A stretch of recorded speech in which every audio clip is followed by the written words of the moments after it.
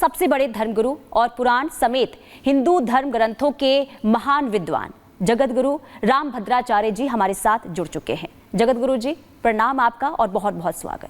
जगत गुरु रामभद्राचार्य जी, इन दिनों सनातन आस्था के साथ अधर्म की चर्चा पूरे देश में हो रही है और आपको भी जानकारी होगी कि कैसे तिरुपति में प्रसादम के साथ अधर्म किया गया है।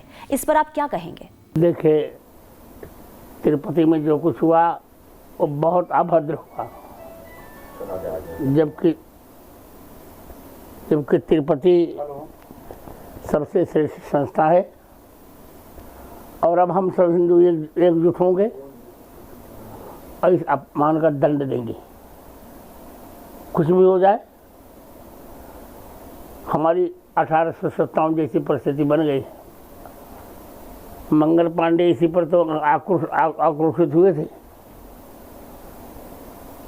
उनको कारतूस मुख से छूनी पड़ती थी, उसमें गाय की चर्बी लगी थी। वही हमारे प्रसाद में हुआ।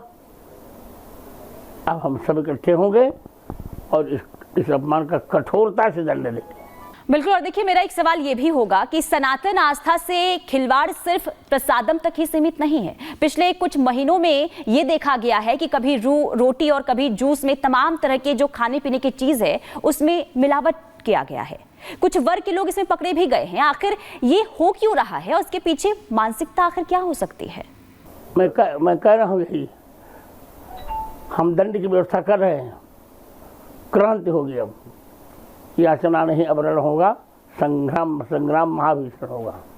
जी बिल्कुल। लेकिन देखिए, पिछले कुछ समय से हिंदू त्योहारों पर पथराव की जो घटनाएं हैं वो लगातार सामने आ रही है। इसके पीछे आखिर क्या वजह हो सकती है, क्या मानसिकता हो सकती है? अब हिंदुओं को इकट्ठा होना पड़ेगा।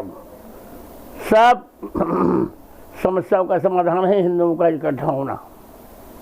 और मैंने लड़कियों के लिए भी कहा है कि लव जिहाद के चक्कर मत पड़ो, अंतर जाति अंतर धर्मी विवाह मत करो। ऐसे संबंध कभी सफल होते नहीं हैं।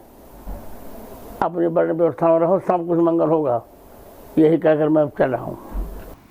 जी बिल्कुल। बहुत बहुत आपका शुक्रिया कि आपने हमें समय दिया और आपने तमाम ये बातें जो है रखी है। आपका बहुत बहुत धन्यवाद। और चलिए, इसी के साथ इतना ही, लेकिन बाकी खबरों के लिए आप देखते रहिए रिपब्लिक भारत।